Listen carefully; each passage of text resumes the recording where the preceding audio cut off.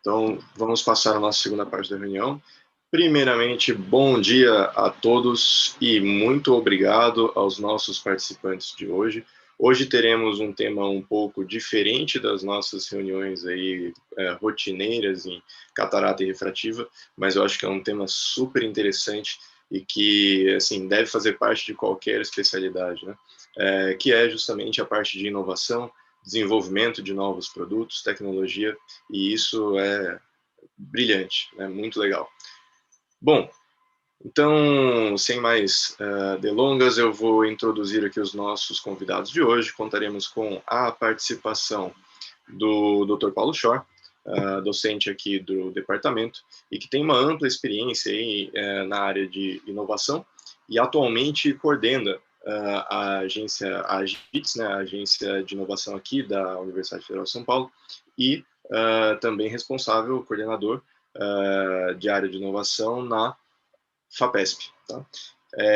Então, uma ampla experiência, além dos projetos que ele já citou, e talvez fale, comente aqui conosco mais para frente. Na sequência, teremos a doutora Jaqueline, que é egressa aqui da casa, é um prazer recebê-la de volta aqui, Jaque, e que trilhou um caminho diferente do que a gente está habituado a ver. Ela acabou foi trabalhar na indústria, né, e vai trazer para a gente a visão. Atualmente ela é Medical Liaison na Topcon e está lá na Alemanha. Muito obrigado aí do outro lado, né, lá na Europa atualmente. E é um prazer, com certeza você vai trazer aí coisas bem diferentes do que a gente está acostumado, né?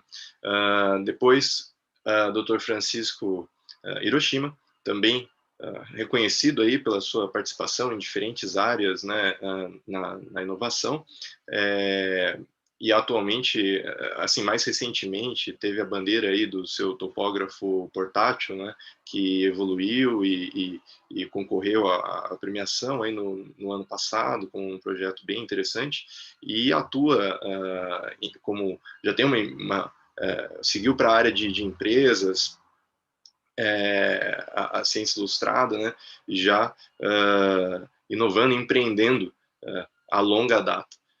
Também teremos Dr. José Augusto Stuck, que acabou, acho que até recentemente comentaram um produto da sua empresa, né, que ele é o CEO, o co-founder da Felcom, que é a empresa que produz o Wire, que é um retinógrafo portátil. E então, eu vou pedir também que ele colabore, também tem um background totalmente diferente, engenheiro, e vai trazer para a gente uma outra visão aí também de como chegou, como desenvolveu o seu produto.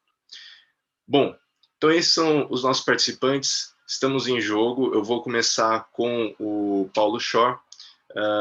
Professor, se você quiser assumir aí a palavra, por favor, fique à vontade, e muito obrigado novamente a todos. Legal. Bom, obrigado, Taguchi, parabéns pela coragem de botar o tema de inovação dentro de um setor específico. O Walton já está falou no WhatsApp que, quer dizer, o Walton, todas as opiniões que o Walton dá no grupo são opiniões que eu paro para ler. De vocês eu não paro, não, nem do Wallace, mas do Walton eu paro. Eu sei que o Wallace faz a mesma coisa. Mas ele falou, vamos falar de coisas que eu não sei exatamente qual pergunta fazer. Então, isso é coragem, viu, Taguchi? Isso é uma coisa assim, a pergunta que o Wallace colocou lá não dá para ver no chat. Deve ter um gifzinho falando mal de mim. É muito bom e é legal ter essa cabeça de mostrar coisa diferente para depois chegar em um lugar diferente. Mostrar coisa igual, a gente, em geral, chega no lugar igual. É muito legal a mistura que você fez de chamar o Stuck e o Hiroshima para aqui, a Jaque, eu acho que é a cereja em cima do bolo. Estamos devendo uma visita para a Jaque lá em Heidelberg já há algum tempo, foi programada para 2 anos atrás, e aí eu não consegui fazer a visita, mas ela está numa das carreiras, num dos caminhos que a gente fala para os jovens que é possível ser seguido. Não só a carreira de fazer cirurgia, de fazer PhD, mas eventualmente se colocar nas empresas como esse ligador médico, ela vai dizer o que ela faz, mas alguém que traz o que a empresa de verdade pode dar e o que o acadêmico ou o médico pode levar. E eu acho que começa aí a definição de que é inovação, né? que não é ter uma ideia. Então, ter uma ideia é ter uma ideia. Isso é uma invenção. A gente inventa coisa. Tem um colega que se chama Eduardo Zancu, que é um docente da Poli, também está na FAPESP, super inteligente, jovem, um cara legal para a gente ficar próximo, que me chamava sempre, me apresentava assim, esse aqui é o Paulo Choro, um grande inventor. E eu falava assim, puta, que merda, né? Eu não sou um grande inovador, né? Mas não sou mesmo. Grande inovador é um cara que pega a invenção, coloca no mercado, ganha um monte de dinheiro. Adoraria ser. Walton é. Então, voltando, Walton, as perguntas você não tem que fazer, nós temos que fazer para você, que é quem que sai de uma ideia boa, que é tenho uma mão cirúrgica e uma cabeça crítica ótima e levanta um império, que nem você fez. Então, essa é a diferença entre a gente e você.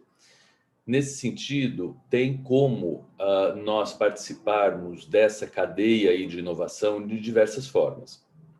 A mais conhecida e a mais sonhada é pensando que existe algum milagre que a gente vai acordar um dia e vai conseguir chegar onde pessoas geniais como, por exemplo, Dimitri Eyser, coleguíssima do Wallace, chegou e ele fez tudo. Então, ele é um ótimo médico, ele é um ótimo gestor, ele é um ótimo uma pessoa de marketing, ele é muito bom. Bom, ele é um. E eu, em geral, nas aulas, mostro o Steve Jobs como um grande desexemplo para quem está querendo entrar nessa, e eu acho que o Dimitri é um outro, brincando, lógico, porque são pessoas onde a gente tende a se espelhar e falar assim, eu tenho que fazer tudo. E vocês vão ouvir o Stuck falando, fazer tudo é muito complicado. Fazer tudo em uma startup é você fazer da produção de peça até varrer o chão. Mas é assim mesmo, a gente tem que sofrer para burro para conseguir chegar a algum lugar. Só que em geral não chega.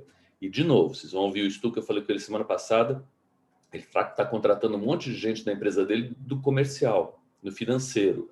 Então, e ele é bom, ele é um Walton-like. Eu não. Então, eu acho que a gente, para participar desse jogo, a partir da ideia que a gente tem, e todos nós temos ideias, e a gente quer que essa ideia seja valorizada, e muitos de vocês querem, por exemplo, fazer pós-graduação em um assunto relevante, que consiga ser transferido para a sociedade. Justo e perfeito, eu acho que tem que ser isso mesmo. Mas eu não consigo fazer tudo. Não consegue mesmo e não vai conseguir fazer. O Vitor acabou de apresentar a tese dele nas impressões 3D que ele fez das lentes, orientado pelo Mauro, e a partir daí ele precisa começar a ter ajuda. Até lá ele teve já ajuda, na verdade, de muita gente, mas a ajuda começa a ser crescente e começa a ser mais cara. Então, essa é a próxima etapa. Mas voltando à história, por que precisa ter ajuda e onde é que a gente pode entrar? Bom, vocês podem entrar desde a hora onde vocês identificam o problema, e a reunião é um exemplo de identificação de problemas. Eu vi que o Cobaia colocou aí modos de ver qual é a profundidade do sulco. Esse é um problema. Eu não sei qual é a profundidade do sulco que eu faço na hora da catarata. E só quem vai ter essa pergunta é quem está operando catarata. Então, o nosso valor nessa cadeia de descobrimento e de solução de problemas, ele é enorme. Eu falo de vez em quando de design médico. E eu tenho me denominado designer médico. Eu acho que todos vocês deveriam se denominar assim também, que é quem participa do processo de desenho de um produto a partir da percepção da dor do cliente. E somos nós, né? Eu estou fazendo suco, eu sou cliente, eu não consigo ver se o suco está fundo ou não está fundo. Então, você pode participar a partir daí até no final, onde a gente também participa sem perceber, que é na venda dos produtos. Então, na venda do produto, na indústria farmacêutica, nós somos, durante muito tempo, sem remuneração alguma, sendo utilizados como vendedores. Então, quando chegava o pessoal das empresas e colocava uma amostra grátis no nosso consultório e a gente dava para o paciente, imediatamente você está chancelando em cima com o teu CRM aquela amostra grátis como alguma coisa muito boa e está vendendo esse produto. Então, nós estamos na parte final, lá no marketing. E no meio tem todo o resto que a gente pode fazer. Eu gosto muito desse caminho. Eu acho que é um caminho que me motiva, me atrai. Eu sei que quem vai falar também gosta muito desse caminho daí. E eu acho que a minha fala para por aqui, para não roubar tempo do resto do pessoal, a gente vai comentando, é para que vocês se identifiquem e prestem atenção que é possível pegar uma dessas portas, uma dessas saídas, e eu acho muito legal. Acho que não tem que existir nem essa filosofia do milagre vai acontecer e nem do isso não é para mim. É para você. E se a gente não vestir essa camisa do é para mim, vai ficar vindo de fora. Então, já que deve falar disso, dos cérebros que estão na Alemanha, eu conheci inúmeros na Itália ou na Suíça, e são os mesmos que estão aqui. Na verdade, são os nossos, é ela que está lá, não é muito diferente. Então, dá para participar desse ecossistema todo, acho que a gente deveria participar mais. A gente tem iniciativas ótimas, depois a gente pode falar da FAPESP, tem um monte de outras coisas. Ontem eu fui, aliás, Stuck, fui falar com o Anderson Criativo. Fala sobre esse cara. Esse cara é um game changer. Não vou falar mais nada. Spoiler total. Depois do que fala dele, a gente comenta sobre esse cara. Valeu. Obrigado, professor. Vamos seguir aqui, Jaque. Olá, tudo bem? Consegue me ouvir? Perfeitamente. Tudo bem, Jaque? Tudo bom? Nossa, é um prazer. Primeiro, obrigada por ter me convidado para participar. É um prazer para mim, de certa forma, voltar a casa, ver alguns rostos conhecidos e alguns novos rostos também. Ai. Pronto. Então, assim, eu vou falar um pouquinho como é trabalhar na indústria, o que eu faço, e depois eu vou falar de algumas inovações que eu acho que talvez seja a parte que mais interesse para vocês, eu não sei. Vamos conversar bastante aí. Primeiro, para quem não me conhece, meu nome é Jaqueline, eu fiz graduação, residência, fellow na escola, fiquei bastante tempo na escola, um prazer, e há quase 4 anos e meio eu me mudei para a Alemanha, onde eu estou agora, e desde então aqui eu comecei a minha carreira na indústria. Eu comecei trabalhando para a Heidelberg Engineering e desde setembro do ano passado eu estou na Topco. Pronto. Quando eu trabalhava na clínica, vendo os pacientes, eu via que eu conseguia ver um paciente por vez. E a pergunta que eu me fazia era: o que eu posso fazer por você? O que eu posso fazer para ajudar aquele paciente? A diferença que eu vejo ao trabalhar na indústria agora é que a minha comunicação ela não é com um paciente, ela não é com aquela pessoa específica. Eu literalmente falo com gente do mundo todo, o dia inteiro, em várias línguas. É bem interessante, é super dinâmico. Tem que estar bem disposto a conversar bastante e a discutir e a ter horários também um pouco diferentes do que a gente está acostumado. Só que o que eu gosto na indústria é que a pergunta que eu me faço todos os dias é: o que eu posso fazer pela oftalmologia? Porque as coisas que a gente desenvolve, os produtos que a gente desenvolve, eles podem ajudar não só os pacientes do mundo todo, como também os meus colegas oftalmologistas no mundo todo. Então, perdão, eu posso ajudar no diagnóstico, no tratamento, no follow-up e até para melhorar o workflow das clínicas. Então, tem várias formas que eu posso ajudar várias pessoas ao mesmo tempo. Então, isso eu acho simplesmente incrível.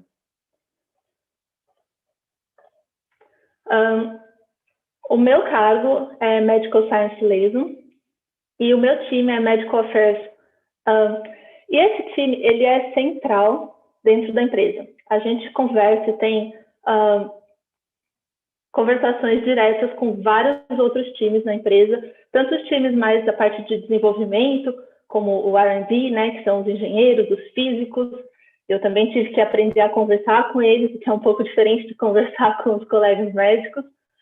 Tanto o Product Management, que são as pessoas que cuidam do produto específico, até o time de Clinical Affairs e Regulatory, que vão fazer os Clinical Trials para poder liberar os aparelhos para serem vendidos e anunciados em diversos países, incluindo a Anvisa no Brasil, que eu vou falar é um pouco difícil.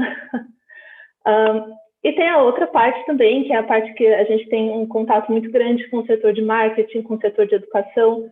As empresas, elas desenvolvem novos produtos e elas não só têm que fazer o marketing desses produtos, como elas têm que ensinar os colegas oftalmologistas, os médicos, a mexerem naquele produto, como que aquele produto vai poder ajudá-los de alguma forma.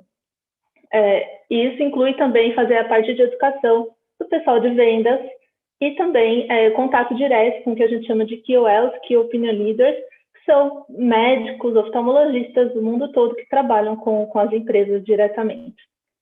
Então, vocês podem ver, é bastante dinâmico.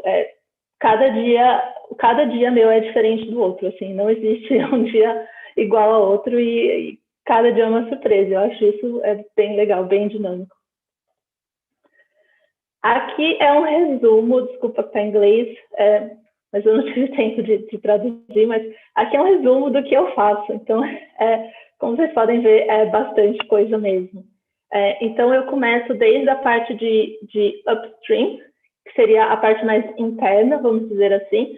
Então, a gente tem uma ideia que ela pode vir dos nossos engenheiros físicos, pode vir de mim, pode vir de clientes de vocês que estão aí no dia a dia e estão sofrendo com algum problema e tem alguma ideia. Então, a gente vai fazer esse pré-desenvolvimento, a gente vai ver se essa ideia vale a pena, o que custa para fazer essa ideia em termos de pessoas, em termos de financeiros, se é viável, quanto tempo vai levar para essa ideia virar algum produto de fato.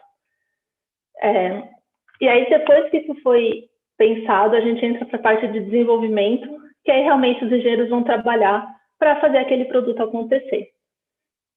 E nisso, a gente vai poder dar a nossa sugestão de como fazer esse produto ficar melhor, mais viável para o dia a dia na clínica e trabalhar com colegas oftalmologistas do mundo todo. Uma vez que esse produto está mais ou menos pronto, a gente vai entrar para a fase de pré-lançamento, que a gente vai fazer toda a parte regulatória, então os clinical trials, para poder ter a aprovação nos diversos países, vai fazer o treinamento interno, então tanto dentro da empresa, né, a parte de marketing, de vendas, quanto externo, né, então os distribuidores do mundo todo, porque a empresa ela não consegue atingir o mundo todo, então a gente trabalha com distribuidores, como é o caso aí do Brasil. Vai fazer a análise o que tem no mercado, né? Quais são os competidores, quais são os pontos fortes, os pontos fracos do meu produto em relação aos outros, material de marketing, a gente vai fazer estudos tanto com protótipo, né? Protótipo quanto o produto final, para a gente ver como que esse produto realmente funciona clinicamente, tanto em pacientes normais quanto em algumas doenças. E, claro, a gente continua trabalhando com os médicos do mundo todo. Isso tudo estando resolvido, a gente finalmente vai para o lançamento do produto e aí a gente vai fazer toda a parte de marketing, mostrar os casos clínicos, mostrar como que esse aparelho realmente pode ajudar no dia a dia. E depois disso, você acha que acabou, mas não. Tem a parte de pós-lançamento, que vai ser que a gente vai fazer pesquisas clínicas com esse produto. Então, como que ele pode ajudar as pesquisas? O que ele pode trazer de inovação? A gente vai atualizar os materiais de marketing, vai fazer materiais de educação para ajudar as pessoas a entenderem como é que esse produto vai ajudar no dia a dia. E, claro, quem usa o produto está sempre dando feedback para a gente e a gente está sempre procurando melhorar os produtos. Sempre tem alguma coisa para ser melhorado. E essa cadeia que eu mostrei, ela pode ser tanto para um produto específico, um aparelho novo, um software completamente novo, quanto para uma mudança super pequena. Por exemplo, eu vou mudar a cor de uma letra no viewer, entendeu? Então, assim, tudo passa por um processo bem grande. Então, o que vocês veem, que é o produto final, a gente já está trabalhando há alguns anos antes nele.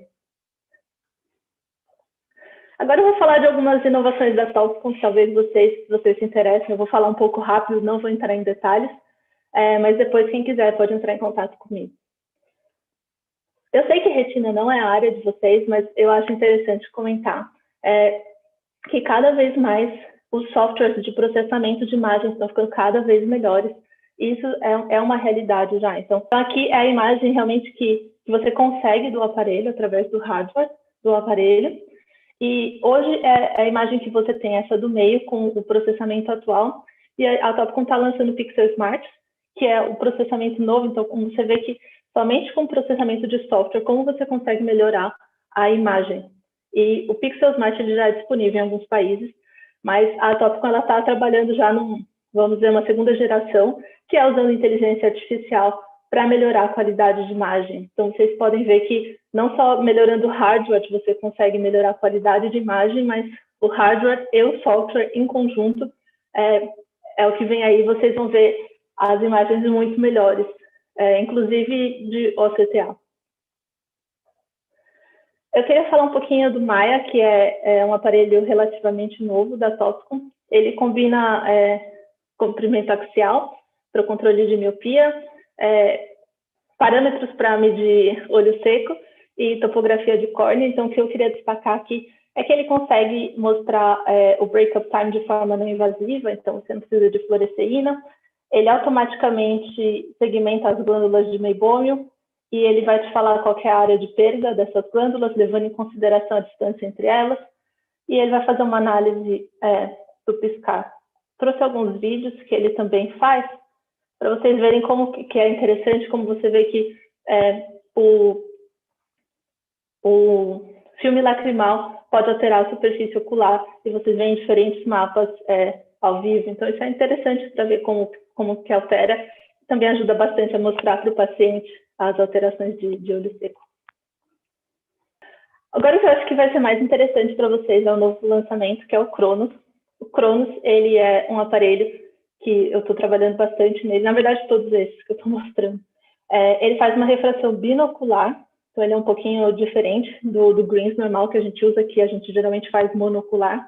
Ele tem, dentro desse aparelho, ele tem um autorrefrator. Ele faz refração objetiva, obviamente, através do autorrefrator. Ele faz a refração subjetiva, tanto para longe quanto para perto. Ele mede a acuidade visual e a curvatura anterior da córnea. O que é interessante é que você não vai precisar de uma sala grande de 6 metros, porque o paciente só encosta o olho aqui e ele faz tudo. Você não vai precisar de um autorrefrator, você não vai precisar de greens, você não vai precisar de nada. É só o paciente encostar aqui. Ele é controlado por tablet ou por computador, então você não precisa estar perto, que na época de pandemia também é interessante. E ele tem duas interfaces.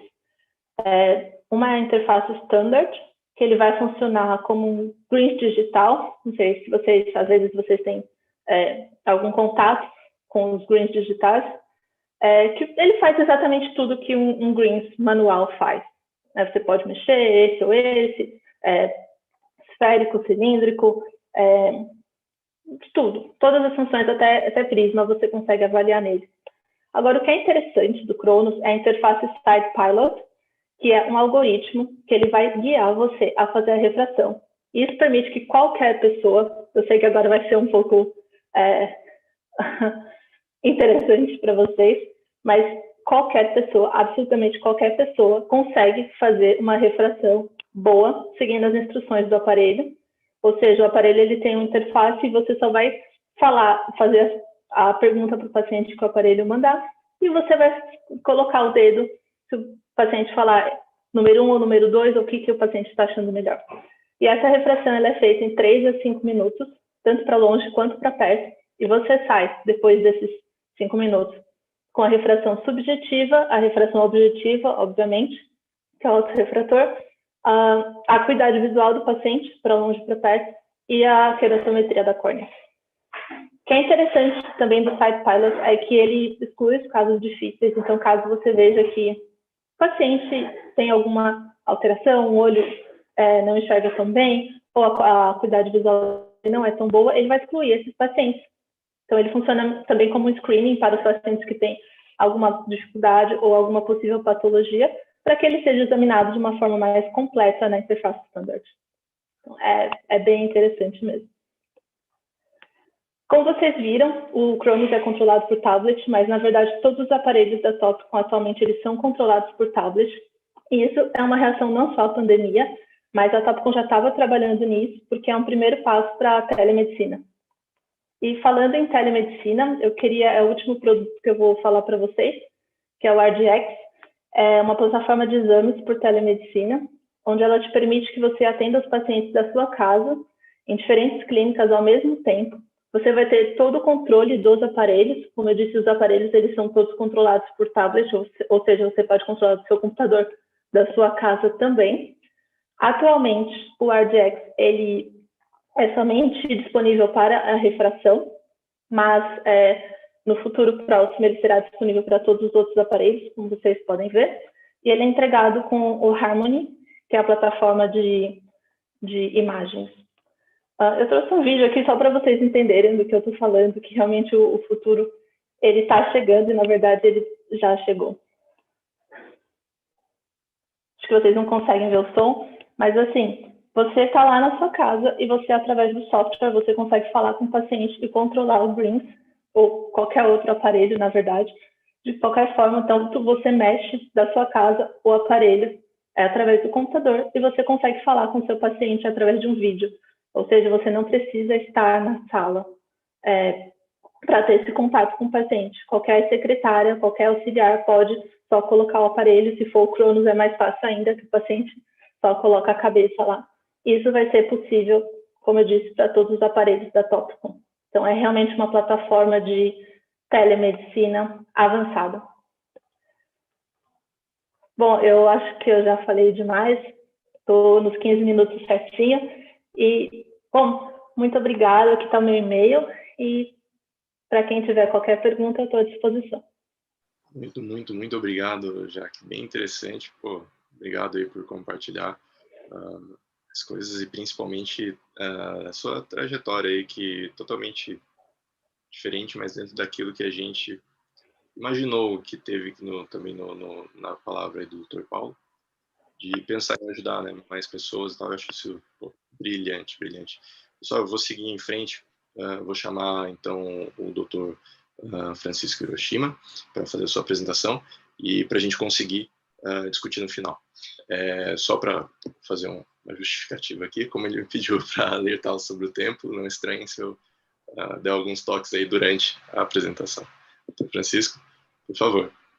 Bom dia a todos. É um prazer estar de volta aqui às reuniões. Bem, a gente trouxe aqui um pouco da nossa sofrida trajetória e depois que o Dr. Paulo Shaw falou, eu me enquadro na condição de inventor. Então, inventor, vamos dizer assim, que tem a prateleira cheia de invenções, mas que precisa efetivá-las, né? Então, vou contar um pouquinho aqui da nossa história. Quero dizer que tem um conflito de interesse, que nós temos uma empresa de desenvolvimento de tecnologia dentro da área da saúde, não só dentro da área de oftalmologia. Hoje, a gente criou o Escritório de Inovação na Liga contra o Câncer, são 5 hospitais aqui em Natal, e que nós temos já 72 anos, e a instituição hoje, como o câncer será a principal causa de morte em 2030, os nossos olhos estão voltados também para isso. E acabamos de criar nosso núcleo de inteligência artificial voltado para a oncologia. E, para contar essa história, eu tenho que voltar um pouquinho no tempo. Quando eu ainda era residente no Hospital Onofre Lopes, hospital da Universidade Federal aqui do Rio Grande do Norte, quando ficamos sem um aparelho chamado pinhole, que a gente utilizava para fazer os testes de potencial de acuidade visual dos pacientes antes da cirurgia de catarata. E como é que a gente ia atender os pacientes do SUS sem esse aparelho? A burocracia da universidade para comprar um aparelho desse era imensa. Então, será que era possível a gente criar? O aparelho naquela época ainda era muito caro, tentamos ver como é que a gente adquiria, era quase impossível. Então, será que dava para fazer um aparelho de pinhole a baixo custo? E sim, deu, né? A gente desenvolveu um aparelhinho, gastando menos de R$200, e a finalidade era que durasse pelo menos os 3 anos da residência. E qual foi a nossa surpresa? Depois que eu entro como professor, depois de uma longa jornada, esse aparelho ainda está lá depois de 21 anos atendendo todos os pacientes do SUS. Eu costumo dizer que inovação, a gente não pode atrelar a tecnologia, senão a gente afasta as pessoas que podem inovar e vão ter medo de inovar, porque acham que você tem que ser um programador e um nerd. Não. Você pode inovar em processos, você pode inovar de forma simples. E em 2005, já aí na Unifesp, eu fui desafiado pelo um grande mentor e um grande guia intelectual meu, que é o Dr. Acácio. Ele nos desafiou para tentar resolver um problema da mitomicina no uso da cirurgia de PRK para o Reis, já que o uso da mitomicina era extemporâneo, tinha todo o problema com a Anvisa, né, com as regulamentações, e nós desenvolvemos um disco impregnado com a mitomicina, que com uma gota, a gente mediu todas as gotas de colírio do frasco da oftalmos, e criamos um produto para oftalmos, com depósito de pedido de patente, foi publicado numa revista de grande impacto, e foi aí que, efetivamente, eu percebi que a gente tinha que produzir ciência que não fosse ciências básicas para resolver problemas, e que nós temos muitos, né? Então, em 2006, eu volto para Natal, e a gente, nesse terreno, que era um grande terreno de areia, de barro, como esse aqui, nós criamos o nosso Instituto Metrópole Digital, em que é um instituto que tem 3 andares, onde o térreo é para alunos do nível médio, que já tem interesse pela inovação. O primeiro andar são as disciplinas de engenharia de computação, sistemas embarcados, Big Data. O terceiro andar mestrado e doutorado, com notas no MEC já máximas.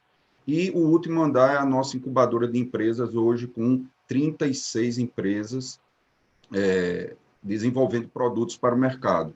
E a minha empresa foi a segunda empresa graduada por essa incubadora. Em 2010, iniciamos o desenvolvimento de aplicativos, aquela onda, aquele boom de aplicativos, e iniciamos desenvolvendo 5 aplicativos voltados para a oftalmologia.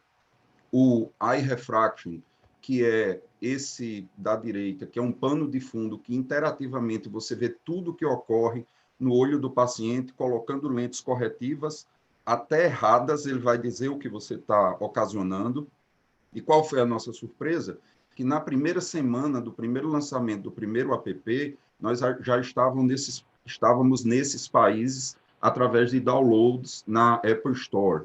E qual foi a nosso espanto de receber e-mail da Nigéria, do Irã, de pessoas, e aí foi que a gente viu o potencial que a gente tinha com nossos alunos, de, numa bancada com um computador e com mentes criativas desses alunos, poder desenvolver coisas que ultrapassassem nossas fronteiras. Então, esse é o Eye Refraction, que eu falei para vocês, que é o pano de fundo da refração. O aniseicônia, você coloca a refração do paciente no olho direito e do olho esquerdo, e o software ele simula quanto seria a aniseicônia e se o paciente vai ficar satisfeito, insatisfeito, indiferente. É um guia que a gente discute no dia a dia com o paciente, e o paciente passa a entender porque ele está com 4 óculos dentro da bolsa, e porque, a partir de agora, eu digo que ele não vai poder usar óculos e ele tem que achar outra solução. O hiperópia também, ele acaba com aquela discussão de quanto é que eu tenho que passar para esse paciente, ele considera se o paciente tem estrabismo, ambliopia, a idade do paciente também no algoritmo faz esse cálculo. O Hull of Conoid, que ele já regulariza o olho do paciente para um astigmatismo misto equidistante, se eu quiser compensar o astigmatismo, ele faz isso automático. E o Help Keratoconus, que ele faz o cálculo com a regra de Gacé automaticamente a partir da ceratometria do paciente, naqueles casos de ceratocone, em que eu não tenho uma faixa confiável e também o autorrefrator não consegue nos dar um guia para a gente começar a fazer um cilindro cruzado no Grins. Então, isso é uma foto de nossas residentes utilizando no dia a dia, no SUS, na Universidade Federal do Rio Grande do Norte, e os aplicativos que foram produzidos aqui. Meu pai sofreu uma cirurgia no quadril e é glaucomatoso e usava muito medicamentos, e o cuidador dele disse que estava quase impossível criar uma tabela para tantas medicações.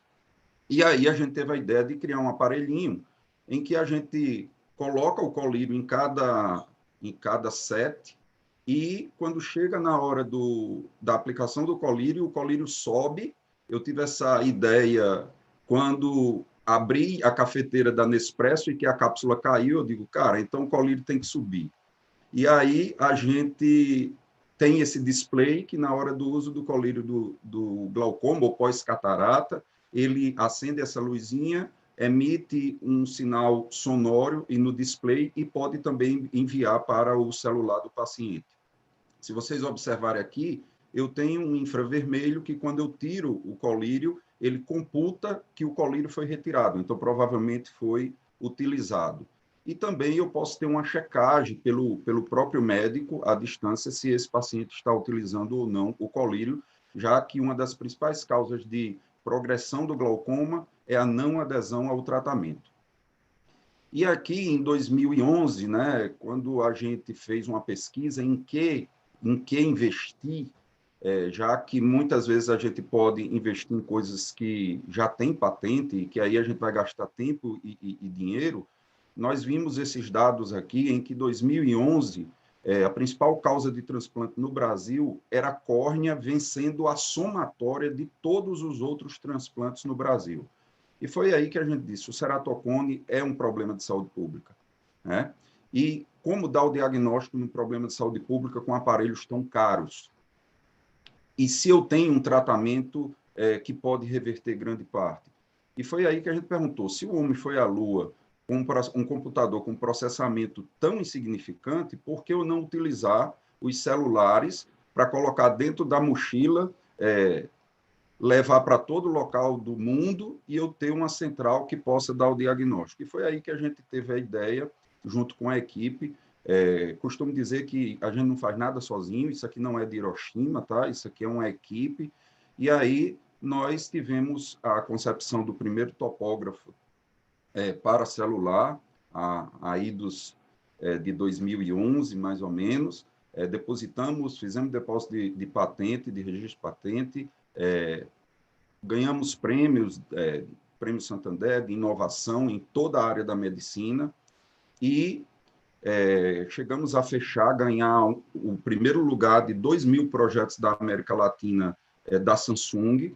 Passamos 10 meses da Samsung, mas o produto precisaria chegar no mercado de uma forma mais efetiva e que acabou não dando muito certo.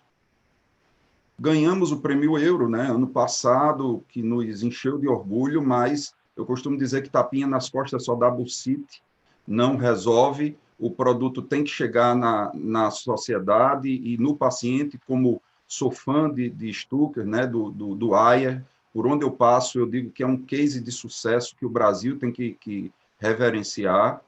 E um belo dia, os alunos, os residentes disseram que não conseguiam entender o conoide de Sturm, não conseguiam entender, porque era uma visão 3D, e nós criamos esse projetozinho chamado Refraton, em que tudo que vocês estão vendo foi criado no laboratório que a gente tem acesso aqui, todas as peças foram confeccionadas, e aí eles não têm mais a desculpa de dizer que não conseguem ver os erros refrativos, eles conseguem ver agora um astigmatismo miópico simples, eles conseguem ver um conoide de Sturm, né? Então, eles podem até interativamente poder manipular esse aparelho. E em 2018, nós fomos chamados o Departamento de Medicina, dizendo que nós íamos receber um aluno com deficiência visual grave, com distrofia de cones. E esse aluno, ele batia a foto dos slides com o iPad, e quando chegava em casa, ele ia estudar, porque ele não conseguia enxergar. E ele era o nosso cliente. Então, desenvolvemos um aparelho que ele sugeriu, que acoplado à cabeça, né, com o próprio celular dele, com uma internet dedicada, ou seja, a internet era para ele conseguia enxergar a 15 centímetros com a abertura do campo, e desenvolvemos o ONAIS. Esse menino já está formado, está trabalhando e está querendo levar o produto para criar uma startup no Canadá. Nós não patenteamos, porque é um menino de baixa renda, e eu disse que ele seria um traidor da pátria se ele patenteasse isso. Ele tem que ir para o terceiro setor, e fazer com que outras pessoas como ele adquiram isso e alguém pague por isso, né? Ele nos orientou para alguns filtros. Eles conseguiam ver até raio-x através porque o raio-x é cinza, né? Fomos desafiados também por Dr. Marco Rey, que queria desenvolver uma pinça que diminuísse o uso do ultrassom na catarata, e aí nós fizemos todos os desenhos industriais, criamos um novo método utilizando o vácuo desses novos aparelhos, em que permite reduzir, a pinça está no mercado. também depositamos o registro de patente, foi testada por Dr. Marco no laboratório da Alcon e foi o motivo da defesa de doutorado dele recentemente, com os resultados disso. E mais recentemente ainda, na pandemia, conversando com o Dr. Paulo, perguntei se era muito delírio criar isso, né, o Vision Rescreening, né, onde é que eu posso ter um local que eu possa fazer um teste de visão de forma rápida, acessível, e que o paciente esteja desarmado, já que o Detran tirou o teste de visão e agora é de 10 em 10 anos. E quando eu fui no meu barbeiro, olhando para aquele poste lá atrás, que lembra Hipócrates, o poste do barbeiro, em que eu tenho uma faixa azul, que é o sangue venoso, branca, que é a atadura, e o vermelho, que é o sangue arterial, o poste do barbeiro, remete aos 4 mores de Hipócrates, e aí nós lembramos de Ambroise Paré, que foi o primeiro cirurgião barbeiro, né? E também vendo um filho de um médico aqui que teve o diagnóstico de linfoma através de um barbeiro que viu um nódulo no pescoço e avisou o pai dele. Então, vários estudos têm a barbearia como uma unidade de saúde. E aí nós criamos o Vision Rescreening, que não é exame de vista, é um teste de vista para ser feito através do espelho da barbearia, de forma barata e simples. Então, isso é a tela do Vision Rescreening. O paciente utiliza o espelho, existe uma calculadora que o barbeiro coloca as medidas do olho do paciente para o espelho e do espelho para a parede posterior, e a impressão da tabela já é toda regulada com os optotipos para isso. Estamos num país de terceiro mundo e pobre, então a gente tem que ter alternativas também, fazer o omelete sem quebrar ovo. Criamos também as tabelas, os resultados e alertamos. O fato de ter a visão normal não indica que você precisa, não precisa ir ao oftalmologista, mas é a hora e o link. Quem de vocês deixariam botar uma navalha no seu pescoço desconhecido? Então, essa é a hora de fazer o link. E o que a gente quer é simplesmente colocar uma tabelinha lá em todas as barbearias, salão de beleza e academia e ter um teste perene de visão. E aí é o Vision Rescreening. Estamos aqui nessa aridez, com uma pandemia em cima, e o que eu costumo dizer a todos os nossos alunos é que não vejam a sombra do camelo, vejam o camelo. A sombra do camelo todo mundo vê. A gente precisa ver o camelo nessa aridez. Então, isso é uma foto, se eu não me engano, da National Geographic, né, e que eu gosto muito para exemplificar isso. Quero agradecer e deixar meu contato e agradecer a oportunidade de falar para tão seleta plateia. Obrigado, Felipe. Eu que agradeço, Dr. Shima, é um prazer tê-lo aqui conosco. Obrigado novamente pela participação, excelente. Eu vou seguir com o Stuck, como nossa última apresentação, para a gente conseguir bater um papo aí depois. Tudo bem? Stuck, por favor, fique à vontade. Maravilha. Obrigado, pessoal, pelo convite. Super prazer estar aqui com vocês, tá? Sempre bom, né, estar falando com médicos, aprendendo cada vez mais, né? Eu sou engenheiro, então aprendo muito. Toda vez que eu vou para congresso médico, eu sempre dou uma fugidinha e vou ver alguma aula para aprender alguma coisa. Eu vou compartilhar minha tela aqui com vocês também. Eu vou contar um pouco sobre o nosso case, né, na Felcom, com foco no retinógrafo Wire. Antes de começar, eu declaro aqui meu conflito de interesse, né? Eu sou CEO da Felcom. A Felcom é uma startup brasileira. Eu, como eu falei, eu não sou médico, eu sou engenheiro de computação. Fiz mestrado na área de engenharia eletrônica para construção de equipamentos médicos, na USP também. Acabei fazendo MBA depois e fiz o meu doutorado na Unicamp na área de processamento de imagens e machine learning. E fiz um curso muito legal para quem está querendo empreender, né, e inovar na área médica, que é o Stanford Biodesign, né, um curso bacana, que mostra todo o processo de como ter ideias na área médica, de como filtrar e refinar, que foi muito útil para mim também. Então, falando um pouco da Felcom, né, a Felcom é uma empresa que tem o objetivo de democratizar o acesso a exames oftalmológicos.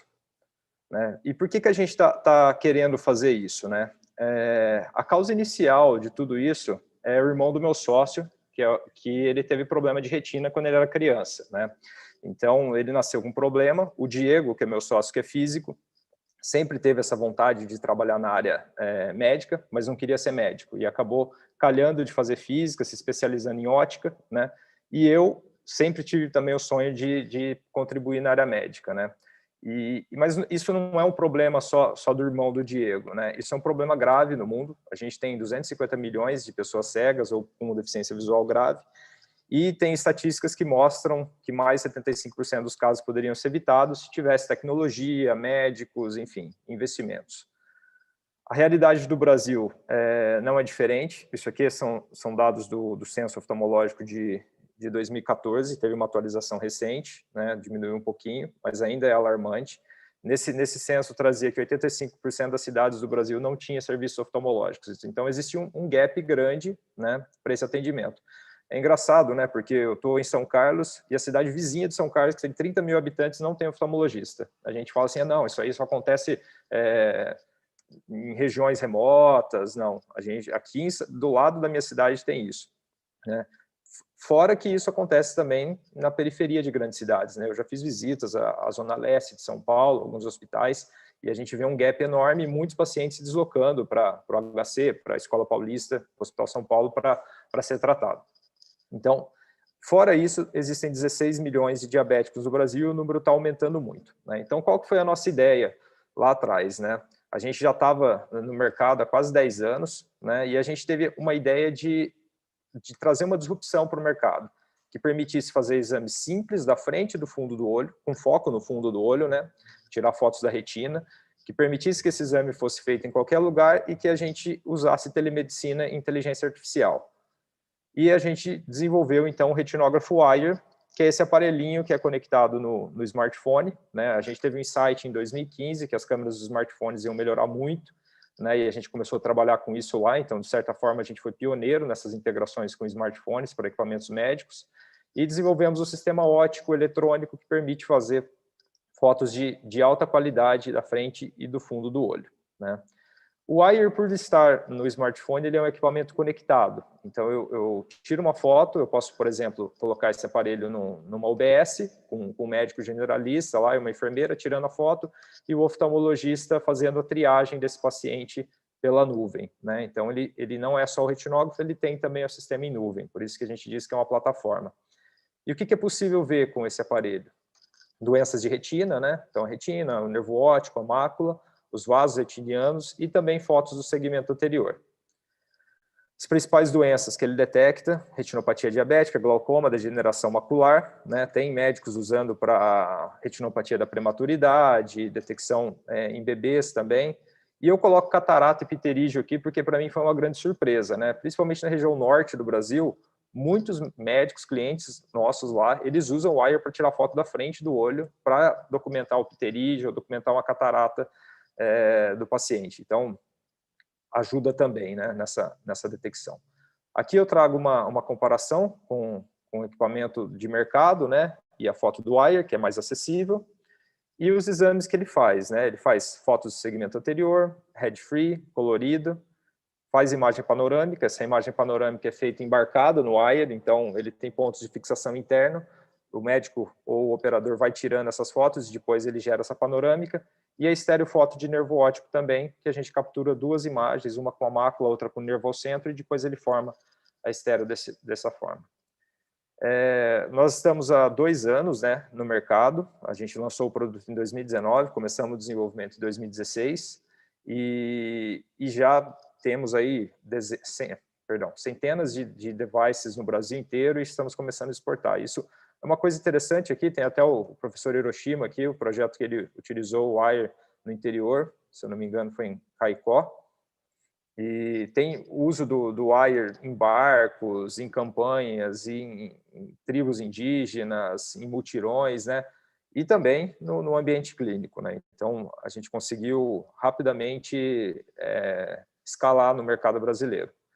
Falando um pouco da Phelcom, né? A Phelcom é uma empresa que ela desenvolve desde o hardware até o software. Então, a gente consegue, né, desenvolver todo o sistema óptico. A gente criou o sistema óptico do Wire, a gente integra esse sistema óptico com câmeras, sensores e sistemas eletrônicos embarcados. Inicialmente era uma placa e uma webcam, depois foi para o smartphone, isso não tem diferença para a gente. A gente tem uma comunicação aqui com uma estação médica, né, que pode ser pela nuvem ou enviar direto para o smartphone as imagens, e a gente guarda essas imagens em nuvem e tem a parte de machine learning e visão computacional. Então, a Felcom se suja em toda essa cadeia, né, e é isso que a gente sabe fazer muito bem, né, criar desde o mundo físico até o mundo virtual soluções. O que a gente tem trabalhado ultimamente, né? A gente tem trabalhado para soluções para refração, né?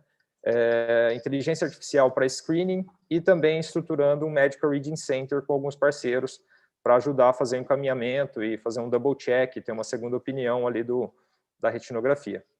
Aqui eu trago uns exemplos da inteligência artificial que a gente desenvolveu, né? Então, basicamente, ele é uma rede neural profunda, né, que a gente usa. Ela detecta onde tem a lesão no olho, né, o início de lesão, e ele dá um Retinal Alteration Score, né? Quando esse score é acima de 75%, a gente indica o encaminhamento desse paciente para passar por oftalmologista. A gente aplicou isso no mutirão de Itabuna no ano passado, os resultados foram muito legais, temos um artigo também publicado, e a ideia é lançar esse produto em breve, né? Aqui no caso de uma retina saudável, 0,91%, então não seria encaminhado, e esse outro caso aqui que tem também essas manchas aqui na retina do paciente, ele seria encaminhado, né? Então, tudo isso a gente está desenvolvendo com esse objetivo de democratizar o acesso aos exames oftalmológicos, que é o que a gente gosta. Então, cheguei aqui mais ou menos na metade da minha apresentação, né, e eu mostrei o caminho feliz para vocês, né, do que é empreender. É bonito, né, ver assim, não, tá dando certo, tá caminhando, né, mas eu queria voltar lá atrás e mostrar para vocês um pouco sobre o que a gente teve que fazer para chegar, né, nesse produto que a gente lançou em 2019, desde o primeiro protótipo que a gente fez em 2015, né. Para vocês terem ideia, isso aqui, né, isso aqui é uma fita isolante, né, então a gente conseguiu fazer um retinógrafo muito pequeno em 2015, né, ele era ligado a uma webcam e conversava com o computador aqui, e a gente colocava esse pino aqui na testa do paciente para fazer o exame, era terrível, né, mas com esse brinquedinho a gente já conseguiu fazer alguns exames legais. Então, mostrando o roadmap da empresa, né, a gente identificou a oportunidade de 2015, né, e aí a importância de ter bons parceiros envolvidos e ter dinheiro também envolvido. É muito complexo desenvolver hardware, demora pra caramba, demanda prototipação, então tem que ter dinheiro envolvido mesmo, né? Inicialmente a gente começou com o próprio dinheiro dos 3 sócios, que a gente juntou aí durante quase 10 anos no mercado, né? Aí depois a gente entrou na incubadora Supera Park, em Ribeirão Preto, que ajudou muito a gente. Recebemos incentivos da FAPESP, né, para fazer a parte de pesquisa. Com aquele protótipo, ganhamos um prêmio na Alemanha, que deu visibilidade, abriu a porta para muita coisa para a gente, né, com hospitais, com parceiros. Prêmio Empreenda Saúde, a Samsung entrou no projeto, né, com investimento também no Creative Startups, eles colocam fundo perdido, um dinheiro que ajudou também, né, a transformar essa prova de conceito num MVP, num produto mínimo viável. E aí a gente tomou a decisão difícil que foi, vamos construir nossa fábrica. Ao invés de vender o projeto aqui e falar, não, tudo bem, alguém vai fabricar isso, a gente falou, não, vamos fazer a nossa fábrica. Tivemos parceria com grandes hospitais, né, a Escola Paulista de Medicina sempre esteve aí do nosso lado, o Hospital Albert Einstein, depois com a incubadora Eretz, também entrou no momento da certificação.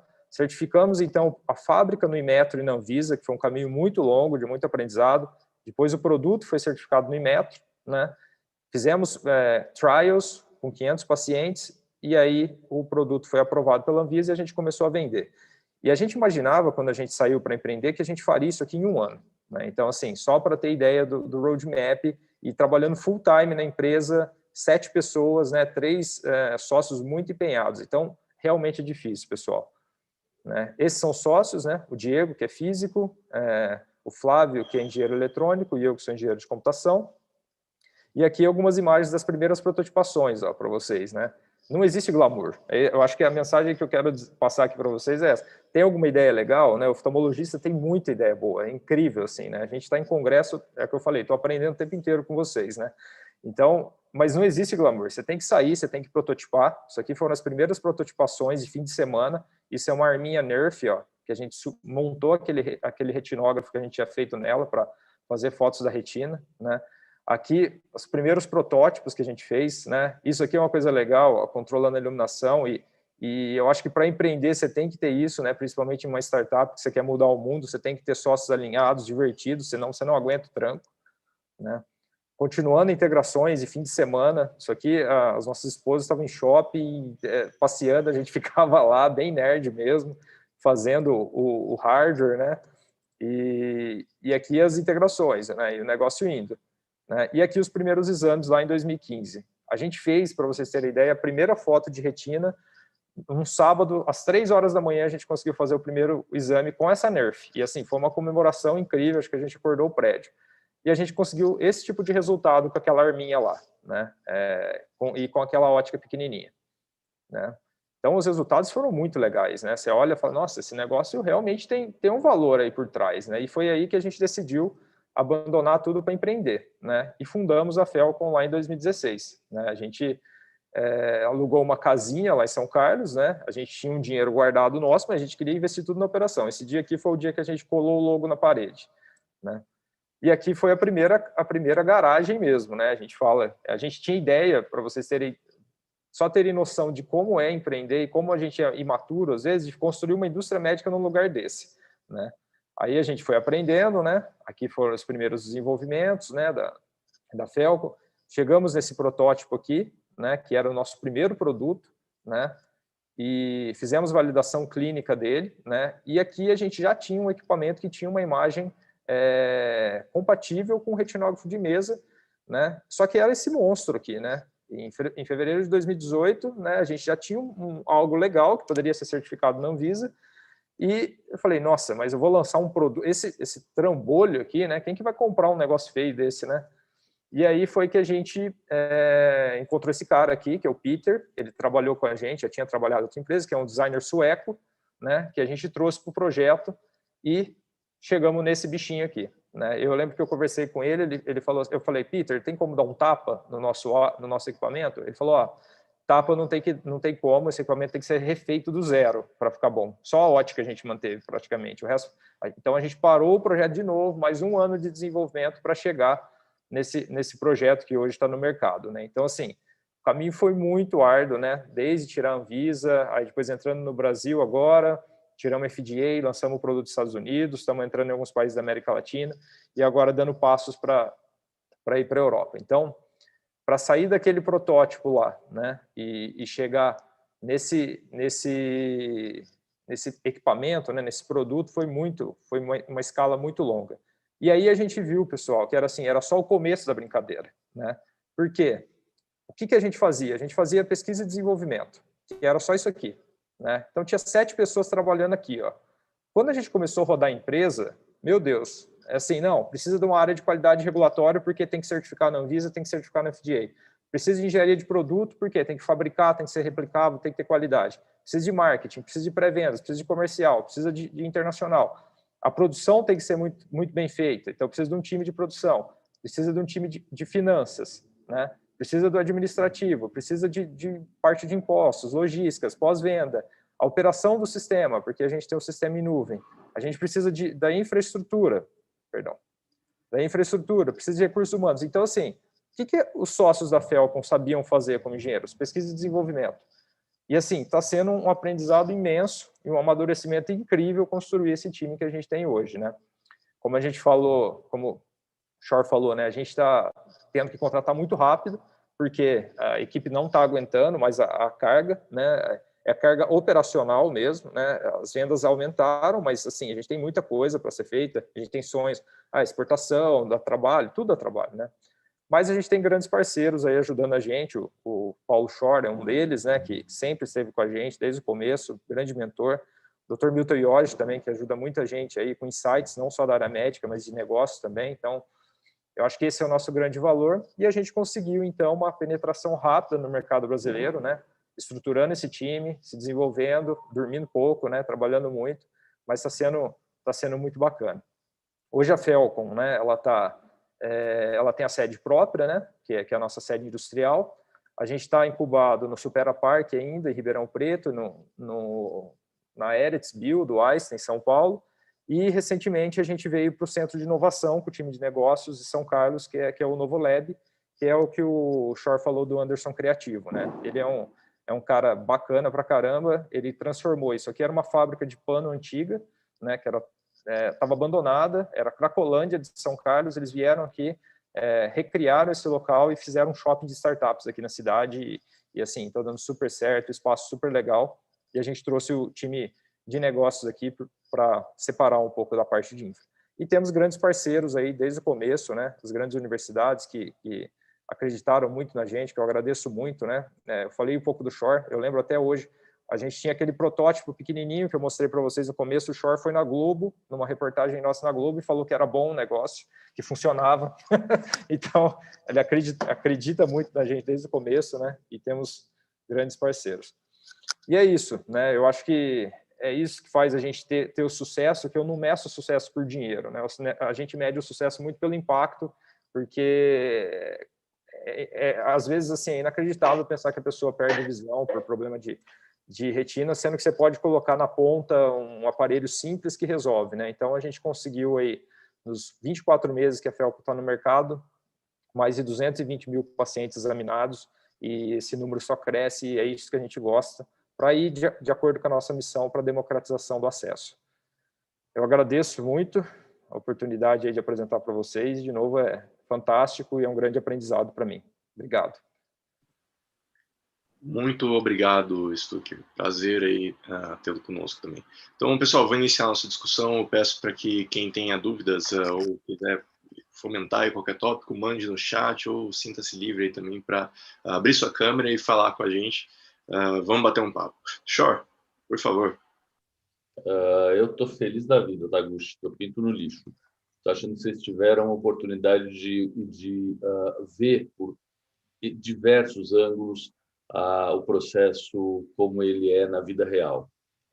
Hiroshima mostrando das invenções ao uso inicial, já que dizendo como uma grande empresa funciona no gerenciamento, né, já que da tecnologia e na implementação, e isso tudo falando do começo ao fim, com as dificuldades enormes que a gente tem no caminho, o tal do Novolab, só estava começando a falar, o Stuck acabou de falar também, esses caras, o Anderson, que é um cara muito interessante para vocês seguirem, dizendo que eu ia fazer isso em São Paulo, mas em São Paulo as coisas desaparecem, então eu fui para São Carlos, onde as coisas aparecem. Não foi só por isso que ele foi para São Carlos, porque lá é um celeiro de boas ideias, e cabeças, e mão de obra e motivação.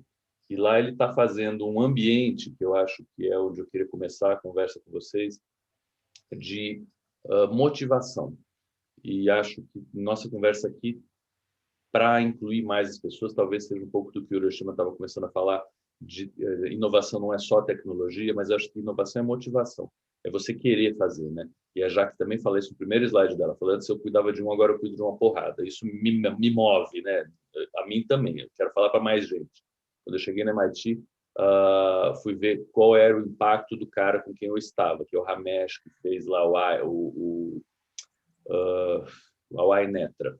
E ele tinha um TED Talk que tinha 6 milhões de views em 4 meses. Falei, porra, não, mas é tudo view desqualificada. Mas são 6 milhões. Eu tenho índice de impacto, fator de impacto de 22. 22 meus artigos foram citados pelo menos 22 vezes. Ele tem 6 milhões. Olha o tamanho da brincadeira, né? Então, acho que querer estar no mundo e ter, que nem o Stuck falou, um impacto maior é legal, e a motivação, eu acho que é o que junta muita gente. Então, voltando, aquela história do Novolab é um lugar onde ele colocou de startups que estão, segundo ele lá, há 2 anos, de uma pessoa que vendem pouquinho e são autossustentáveis, até o Santander, que colocou o time de negócios dele lá. E o Stuck não é bobo nem nada, ele foi expulso, ele não contou da fábrica dele, porque ele comprou uma máquina enorme que ficou no lugar onde ele sentava, e ele teve que ir embora. Mas aí, espertamente, ele foi para um lugar onde não era o lugar da fábrica, foi o lugar onde ele podia trabalhar e não só resolver problema. E foi para esse local que eu acho que é um lugar muitíssimo interessante como um ambiente de inovação, aonde eu imagino que pode ser feito, já que mostra um pouco da oftalmo do futuro, que é o presente. Eu acho que os nossos ambientes para os jovens, não a gente, talvez a próxima geração, sejam um pouco desses lugares, onde você vá, consiga desenvolver algum projeto, tem a empresa que pode pegar o teu projeto e levar para frente, tem gente que te motiva, anima para fazer outras coisas, tem mentor que dá para bater papo. Eu não sei como é que vocês veem esses espaços, e aí o Hiroshi mostrou um desses espaços, eu quero começar ouvindo a Jaque, desses espaços motivadores para os jovens poderem funcionar, um pouco olhando pelo lado da educação e do futuro, já que você está sabendo das coisas que estão acontecendo no Brasil, mas você não tem ideia do tamanho do buraco. A barra está pesada, então ter qualquer luz que venha de fora é muito legal. Eu acho que eu estou me agarrando loucamente em qualquer dessas oportunidades para tentar dizer, pessoal, olha, vale a pena respirar, né? Nem vale a pena ficar no Brasil, porque a melhor saída para o Brasil agora está sendo Guarulhos. Então, queria que você falasse um pouquinho aí de espaços de inovação, como é que você vê isso na Europa, como é que a Topcon se posiciona com isso. E a ideia é tirar as camadas da cebola, né? Então, falar como Jaque, amiga da escola, e, né, eu sei que você não pode falar um monte de coisa, você tem algum comprometimento institucional, alguma disciplina, mas minha função aqui é te disciplinar um pouco e dizer um pouquinho do fundo do teu coração o que você acha disso aí. Sim, claro. Por onde eu começo? Bom, em relação... Vou começar pela Topcon, então. As grandes empresas. Eu também estava na Heidelberg, que não é tão grande quanto a Topcon, mas ainda bem conhecida.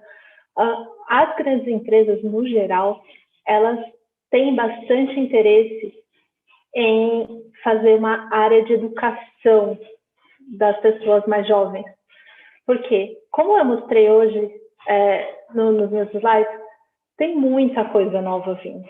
Assim, o que eu mostrei hoje é o que já está no mercado ou o que vai vir esse ano, entendeu? Então, assim, eu não posso falar muito do que vai vir nos próximos anos, mas tem muita coisa vindo. E é tudo no sentido de inovação. A telemedicina, com certeza, vai vir. Assim, não é uma questão de si, é uma questão de...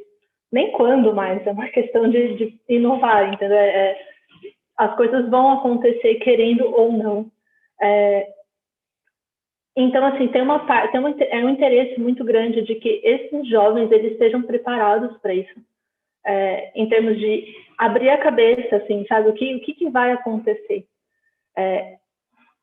Eu posso te falar, tem alguns programas em alguns países, por exemplo, com o Cronos, que as pessoas que fazem a refração, elas não estão naqueles países. Por exemplo, nos Estados Unidos, o que está acontecendo lá, tem alguns lugares, algumas empresas grandes de refração ópticas, que elas contratam pessoas que fazem a refração, médicos ou optometristas da Índia, por exemplo, que é muito mais barato.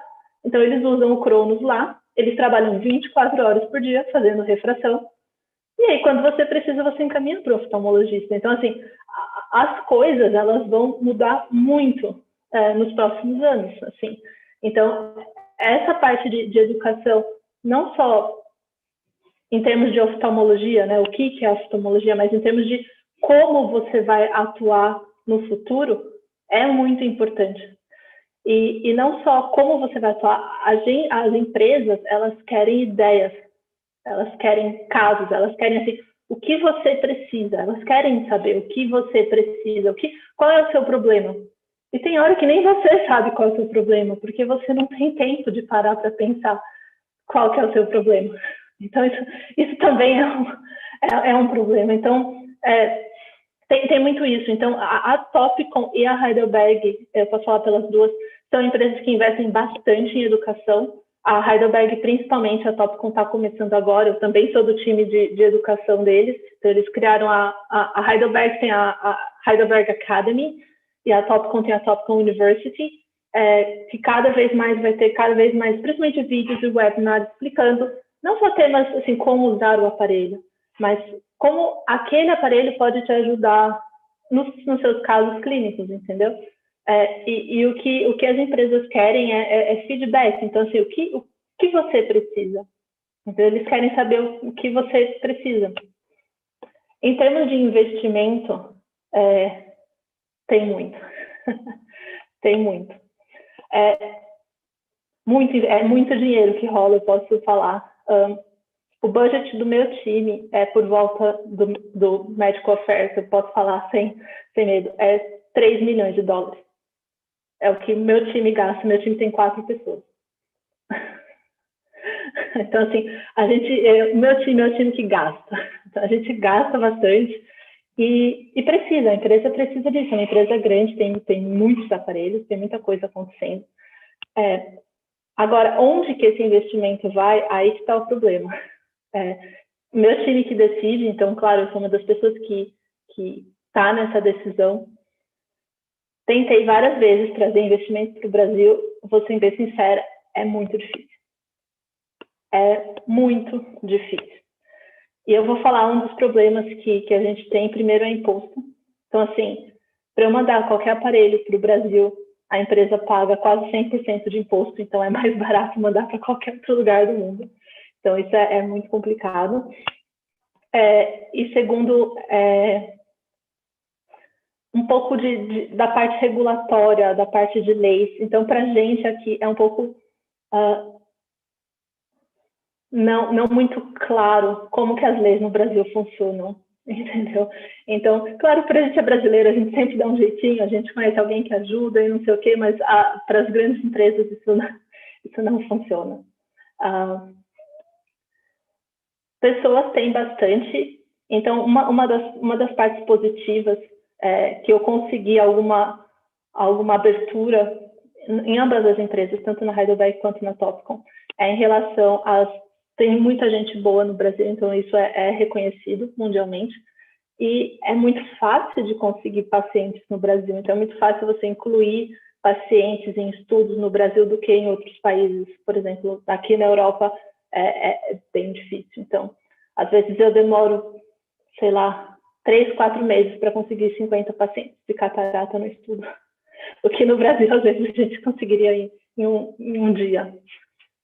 Não sei se eu respondi a sua pergunta, mas dando um overview aí. Eu acho que você respondeu super. E principalmente isso de tempo. E o nome do aparelho não é à toa que chama Cronos, né? Mas acho que essa é algo que eu ouvi também recentemente de um dos professores do MIT. Como é que a gente vai fazer tempo?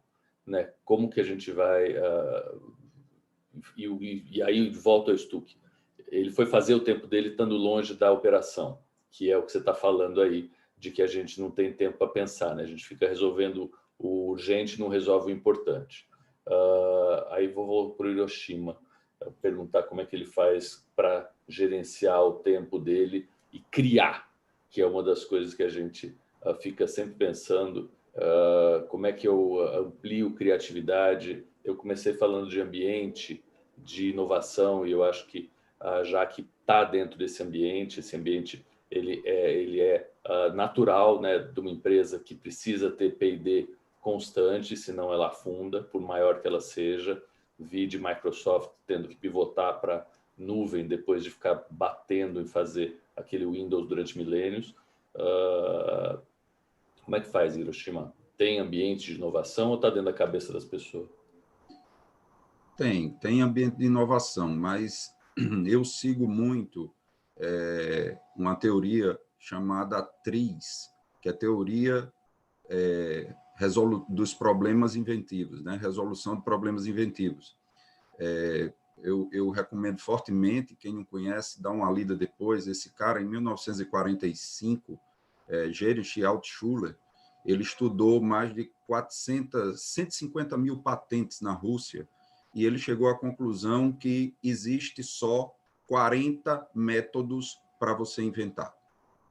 E até hoje ninguém conseguiu quebrar essa teoria dele. Ou seja, tudo que você for inventar, você vai estar dentro desses 40 métodos.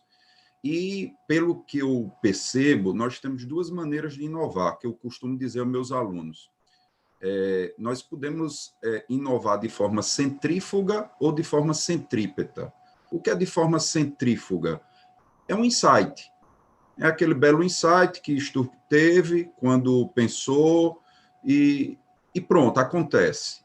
E a centrípeta é aquela que eu sou instigado, que as indústrias fazem, né? Tem seu time de P&D e diz, olha, estou precisando de um produto novo, te vira, né?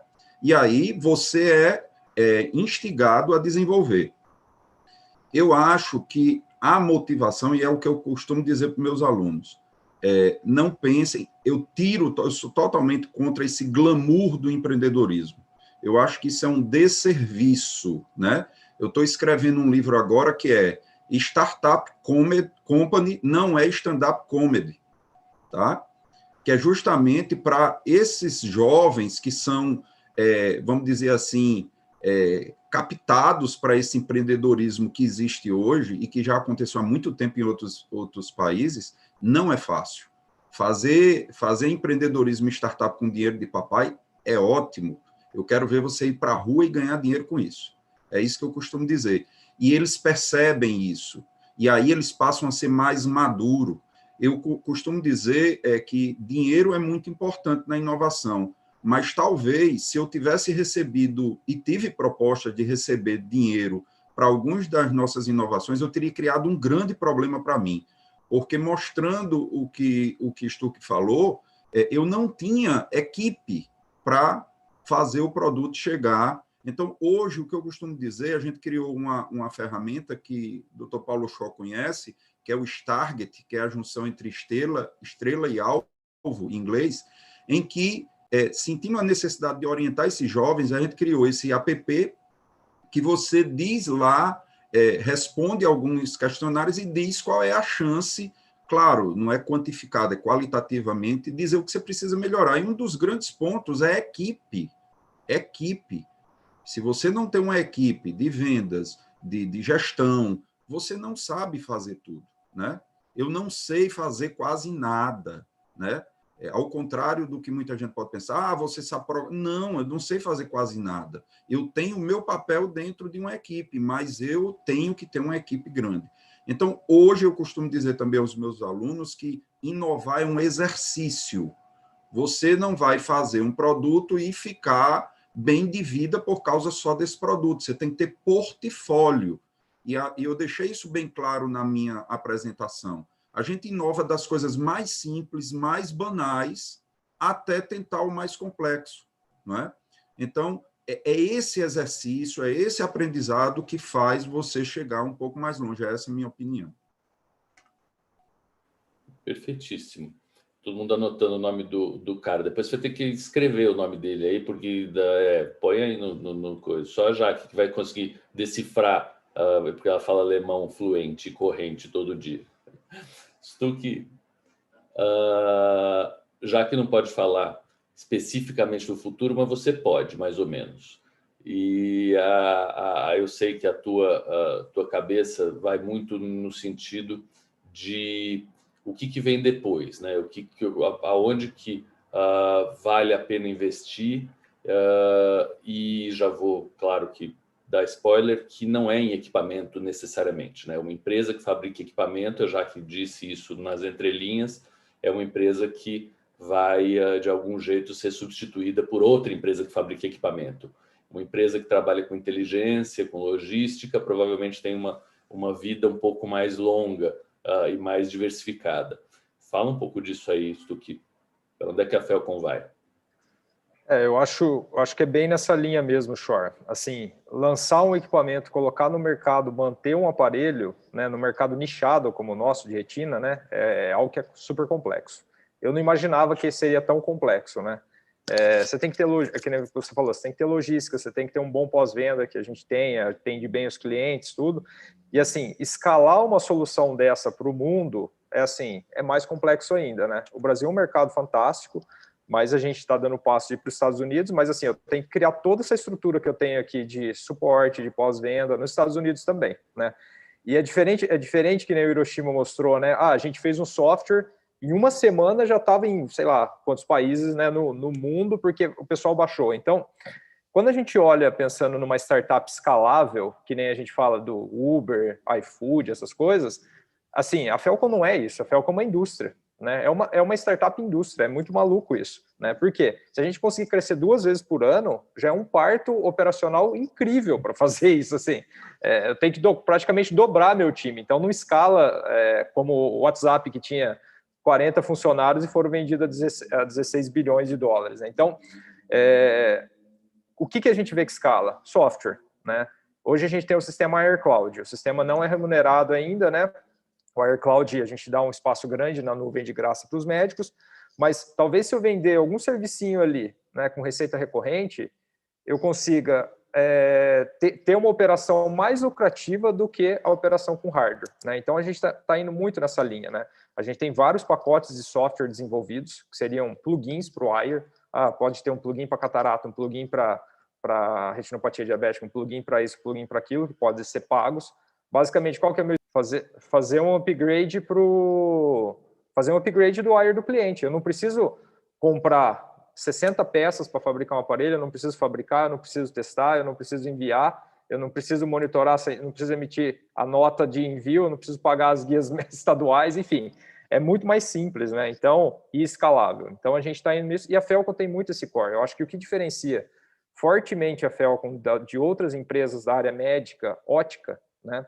É que a Phelcom é uma empresa que tem a base de computação muito forte. A gente tem um time de computação pesado na empresa, que faz inteligência artificial, que faz nuvem, que faz a parte mobile, né? Então, a gente tem que ir para essa linha, só que a gente ainda não sabe como ganhar dinheiro com isso, né? A gente está aprendendo agora, eu acho que o grande desafio para a empresa é provar o market fit desses pacotes de software que estão engatilhados para sair, né? Porque hardware, a gente tem ideias de hardware, mas, de novo, um molde que você vai fazer de um aparelho custa R$150 mil.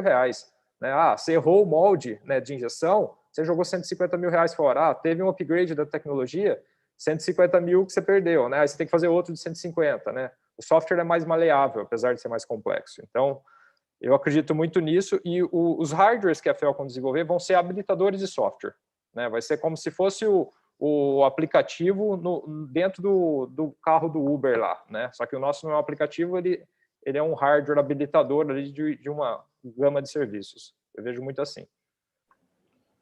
Bom, já que ele falou o segredo dele, agora vai lá. Eu acho que essa história do hardware ser um habilitador de software é um game changer danado, e claro que a tua dúvida de como ganhar dinheiro com isso não é óbvia, tanto que a Topcon, que é provavelmente a maior empresa de aparelhos óticos do mundo, continua vendendo equipamento e está tentando enfiar os softwares para gerenciar tudo, e provavelmente virar uma Nike, que é o sonho de todo mundo, né? Não ter nenhuma fábrica e só gerenciar a venda. Jaque, do you want to comment on that? Com certeza. Assim, a Topcon vai continuar investindo em hardware, sem dúvida nenhuma. O que acontece é que, como eu mostrei, por exemplo, com o Pixel Smart, os software, eles vão melhorar o hardware em vários jeitos. Eles vão melhorar o workflow do hardware, eles vão melhorar a qualidade da imagem, desculpa, a qualidade da imagem, e eles vão melhorar o workflow da clínica. Os softwares, eu vejo no futuro, não só a Topcon, todas as empresas, a Heidelberg, a Zeiss, a Topcon, a Optoview nem tanto, mas as grandes empresas, a Topcon, a Heidelberg, a Zeiss, elas estão caminhando para um futuro no qual o software, você vai usar o hardware somente como um captador de imagens, e tudo vai acontecer no software, como o Stu estava falando. O software, ele vai ficar cada vez mais inteligente, usando inteligência artificial, usando os dados, para ajudar tanto no diagnóstico quanto no tratamento. Então, assim, as coisas vão acontecer para você, para ficar muito mais fácil para você lidar com as coisas no futuro próximo. Então, assim, eu vejo o software vindo com vários dashboards específicos para cada doença. Por exemplo, como a Zeiss tem os dashboards para glaucoma, a Topcon tem também. Então, eu vejo isso acontecendo para diferentes doenças. Vai acontecer. Você falando, me veio na cabeça ontem, acho que eu coloquei um paper, ou anteontem, de um monte de células. É como transmitir a luz sem uma fibra ótica. Tem um paper que publicaram, super interessante, que as celulinhas lá de luz têm um arranjo que parece muito os cones e bastonetes da retina. Quando você fala que o software tem que ficar mais esperto e que o hardware só capta, para mim é totalmente bio-inspired, que é o cérebro da gente enorme e o olho pequenininho, né? Então, de verdade, troca 3 lentes e o resto é retina pensando e cérebro pensando. Uma coisa que acho que é até interessante comentar com o pessoal aqui, um dos grandes desafios, eu acho que de todas as empresas, tanto as grandes, principalmente as grandes, mas as pequenas também, é que quanto mais software você usa, quanto mais inteligência artificial você usa, quanto mais data você gera, você vai criando um problema de onde você vai colocar toda essa informação, né? Como você vai transmitir essa informação, como você vai ligar, conectar tudo, porque é o que vai acontecer. Então, no futuro, você vai estar no Brasil e você vai ter acesso a uma base de dados do Japão, da China, da Índia, dos Estados Unidos, da Europa. Então, como que você vai acessar tudo isso? Onde que esses dados vão ficar? Como que a regulação vai ter que ter uma regulação internacional para essas bases de dados. Então, tanto a captação de dados não é um problema, mas você gerenciar esses dados, você compartilhar os dados e a parte regulatória disso é uma coisa que a gente está enfrentando agora e vai ter que ser resolvido de alguma forma. Cada país é diferente, então é bem complicado. Perfeitíssimo. É o trânsito das coisas. Quer dizer, o neurônio está bom, o axônio é onde a gente está agora batendo, vai bater no próximo estágio. Taguchi, fala lá, eu tenho uma última por Hiroshima, antes de você interromper a gente. Não, de modo algum. Acho que a gente pode continuar um pouquinho a depender aí, lógico, da disponibilidade dos nossos convidados, mas porque para mim a discussão é fantástica, né? Como eu tinha comentado,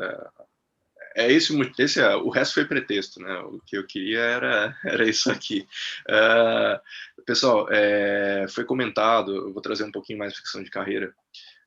Quando o Stuck mostra, o Hiroshima também falou, e a Jaque, de certa maneira, mostrou na prática, porque ela simplesmente saiu daqui e foi para lá. Em que momento acontece esse meio que um salto de fé, né? Não sei se fé é a palavra adequada, mas como que você percebeu que é possível e vai, entendeu? Assim, porque é um passo que eu acho que é um divisor de águas, né? Acho que eu queria só abrir essa pergunta aí, né, para todos, na realidade, quem quiser responder, fica à vontade. Não sei se Suki é primeiro. Legal. Eu lembro até hoje o dia que eu pedi demissão, Felipe. Eu gerenciava um time de inteligência artificial no Centro de Pesquisa em Campinas, no CPQD, né? E eu já estava na Felcom fazia 1 ano e pouco prototipando e as coisas não andavam, cara. Eu e os meus 2 sócios, o Diego, que é meu outro sócio, trabalhava na USP como físico, né? E o Flávio trabalhava numa outra indústria médica. E eu estava voltando do trabalho, assim, e começou a passar na minha cabeça, falei, nossa, não faz mais sentido, sabe, eu ir para o meu trabalho. Eu não estou sendo justo comigo, sabe? E aí eu tinha sido promovido, muito próximo, assim. Aí eu fui lá e pedi demissão no outro dia. Eu liguei para minha mulher, eu estava voltando, estava no trânsito, eu morava em Campinas. Liguei para ela e falei, vou pedir demissão amanhã. Não quero nem saber. Né? Mas assim, isso foi depois de um amadurecimento de quase 10 anos, cara, pensando. Porque eu, Diego e o Flávio, a gente se conhecia desde 2010. A gente já tinha participado de programas de inovação junto em 2010. Tinha um equipamento para odonto que a gente pensou em desenvolver em 2010.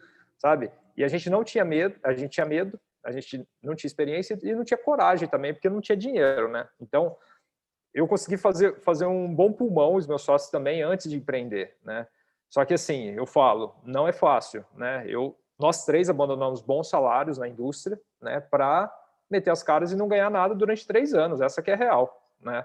Porque a empresa sempre está precisando, né? Que é o nosso momento agora. A Felcom fez um dinheirinho ano passado, cara, a gente está dobrando o time. Então, assim, você sempre está correndo atrás, sabe? Você vê o negócio indo para frente, né? Mas, para mim, foi no momento que, assim, as coisas já não faziam sentido. E eu acho que para o médico que quer empreender, né? Até comentei com o Choro outro dia isso, é mais difícil ainda, porque o custo de oportunidade do médico é muito maior do que do engenheiro. O médico sai, já faz plantão, faz uma grana no começo da carreira. O engenheiro é diferente, entendeu? Então, eu vi na Eretz mesmo, grandes médicos empreendendo, que as empresas não foram para frente porque o cara não largava a carreira de médico. E eu falo para vocês, andar em 2 barcos ao mesmo tempo, cara, é super difícil, né? E é o que a gente fazia no começo, né? Eu navegava no meu trabalho, chegava à noite e falava, não, agora eu vou desenvolver a minha empresa. Eu não conseguia, né? E isso estava me incomodando também, né? E aí, falei, ou vai ou racha. Eu tinha 32 anos na época, né? Eu não tinha filho ainda, né? Falei, vou meter as caras e se quebrar eu dou um jeito, volto para o mercado e vamos nessa. Já que o Dr. Hiroshima, de certa maneira, o Dr. Hiroshima também, né, não largou a carreira, eu digo, mas com certeza despende um tempo, eu imagino que bastante razoável, desenvolvendo tantas atividades, né? E como o Stuck falou, isso é uma coisa que fica o tempo inteiro na minha cabeça, né? O famoso custo de oportunidade. Diferentemente do que Stuck falou, eu não tive esse momento, né? Eu costumo dizer que a vida de empreendedorismo é uma vida de PMD, mas esse PMD tem que ser ascendente. Tem horas que você quer desistir totalmente, quer dizer, que danado eu estou fazendo com isso, e tem hora que você recebe outro ânimo, e esse ânimo dura um período, e de repente você tem outra queda, e você diz, agora eu largo isso, aí lá na frente tem outro estímulo, e assim vai. O importante é que essa curva seja ascendente de PMD, né? Mas o que eu estou querendo aqui deixar bem claro, inclusive para os mais jovens que estão escutando, como o Stucker, a gente tá vendo um caso de sucesso, mas como ele que deu errado, tem um monte. Ou seja, pessoas que largaram o emprego, que tentaram empreender e que não deu em nada. Então, a gente tem que deixar isso muito bem claro, que não é glamour, então eu vou largar meu emprego e vou fazer... Não, para ele chegar onde ele chegou, ele contou a história dele, não é fácil. Então, só para vocês terem uma ideia, eu tenho alunos que chegam assim, totalmente envolvidos por esse empreendedorismo de palco, e chega assim, meu pai recebeu o fundo de garantia e quer me dar para eu criar uma startup. Eu digo, cara, não faz isso com teu pai, cara. Seu pai deve ser um cara muito legal, não faz isso com ele. Tá entendendo? Então, a gente tem que tomar muito cuidado com isso. A minha atividade hoje, 80% é fora da medicina, consultório. Né? Então, 80% do meu tempo hoje eu gasto com consultoria de inovação, na gerência de inovação da Liga contra o Câncer, prestando consultoria para empresas, estabelecendo como inovar dentro da área, como na Unimed e em outras empresas. Mas o que é que eu recomendo? É igual a você trocar de canoa, isto que falou até alguma coisa de barco. Trocar de canoa, quem já pescou, você tem que tirar um pé da canoa, botar o pé na outra, ver se está firme, se ela não vai correr, porque senão você fica igual o Van Damme, né? E aí, quando você sentir firme, você passa o pé para o outro. E mesmo assim, nessa outra canoa, ela pode estar furada e só afundar mais na frente. Então, tem que ter coragem, tem que ter pé no chão e tem que ter estratégia, né? Tem que ter estratégia. E alguns conselhinhos rápidos aqui que eu não sei se a Jaqueline vai concordar, e Stu. A gente está vendo aqui uma pessoa que trabalha numa grande indústria, Jaqueline, e vendo um grande empreendedor que foi Stucker, que abriu cerca de peito aberto, né? Eu não sei se vocês concordam com isso, mas é isso que eu digo para os meus alunos e eu quero saber se eu tenho que reformular isso. Primeiro, se você for inovar com hardware, você vai ser chamado de maluco, que acabou o que Stucker falou aí, né? Devido às dificuldades. E segundo, se é hardware, veja se precisa de Anvisa, neguinho, porque senão é outra pancada. Então, assim, hoje o que eu digo para os alunos, quer inovar, vai inovar em quê? É hardware e tem Anvisa? Cara, se prepara que vão bater em você com força. E aí você vai ter que ter uma gordura aí para, no mínimo, 5 anos, como o Stucker falou aí, inovando e dioturnamente batalhando, porque senão, e mesmo assim, não é garantia de dar certo. Eu concordo plenamente, Hiroshima. É muito louco isso, porque assim, a gente ficou lá, que eu mostrei para vocês, 3 anos desenvolvendo. Quando a gente lançou o Wire no mercado, foi em Natal, inclusive, né, no norte e nordeste of Tal, né, uma semana antes do Retina in Vitro. A Anvisa não saía de jeito nenhum, a gente saiu, a gente já tinha fechado o congresso, falei, vamos, né? E poderia chegar lá e não ter tido aceitação nenhuma do mercado do produto. Assim, a gente ia jogar 3 anos da nossa vida no lixo, né? Eu ia ter quebrado, eu ia ter que pagar um monte de coisa, um monte de dívida, enfim. Então, o risco é enorme mesmo, assim, né? O que eu acho que ajuda a baixar um pouco a adrenalina tenta levantar algum investimento, né? Que nem a gente teve dinheiro da FAPESP, né? Pô, quando a FAPESP entrou, era a canoa que estava ali do lado que você falou, que a gente colocou o pé e viu, essa canoa mais ou menos está firme, pagar um pesquisador aqui eu consigo, né? Eu tenho uma reserva e tal. Aí passou um tempo, a gente conseguiu o dinheiro da Samsung, né? Pô, a canoa está um pouquinho mais firme. Passou mais um tempo, a gente conseguiu levantar a grana do ICE. No Brasil, né, apesar das dificuldades, a parte para startup de investimento melhorou muito ultimamente. Assim. Tem muitos fundos, tem muito fundo abutre também, né? Falo direto com fundo abutre. Mas assim, tem muito fundo sério, de impacto, que investe em empresas da área médica. Então, eu acho que te dá essa tranquilidade de você desenhar um roadmap e falar assim, não, beleza, vou demorar 3 anos para fazer e o fundo ir contigo. É lógico que quanto antes você buscar dinheiro, mais sua empresa dilui, menos você vai ter lá na frente. Mas é um negócio que abaixa a adrenalina e dá para você trabalhar com tranquilidade, né? Fora do país, né, Estados Unidos, Europa mesmo, você consegue levantar com a ideia, basicamente, né? Uma ideia, um bom business plan, né, e tendo pessoas engajadas, o pessoal te dá uma boa quantidade de dinheiro. Aqui no Brasil, você tem que meio que provar que o negócio funciona para conseguir levantar pouco dinheiro por um share alto, mas mesmo assim, acho que vale a pena para o começo, né, para baixar a adrenalina. O que eu posso comentar, eu também concordo, mas eu diria que não só para hardware, se for um software relacionado a um hardware, se for um software que vai mexer de alguma forma no diagnóstico, no tratamento de doença, ele vai ser classificado como classe 2 ou classe 3, dependendo, classe 2A ou 2B. E aí você também vai precisar de Anvisa e FDA e CI. Em relação ao mundo, eu acho que os Estados Unidos com FDA é o país mais difícil de entrar, seguido bem perto pelo Brasil e pela China. São de longe os mais difíceis de conseguir aprovação para qualquer coisa. Se eu puder só comentar algumas coisas, o que eu mostrei foi também a melhor parte do meu trabalho. Algumas coisas que eu não falei é que eu trabalho com gente do mundo todo, então assim, o time que eu trabalho tem gente no Japão, que é a sede da Topcon, no geral. A sede da Topcon Oftalmologia fica nos Estados Unidos, então eu trabalho com gente no Japão, nos Estados Unidos, aqui na Europa, em vários lugares, Inglaterra, França, Espanha, Suíça, por aí vai.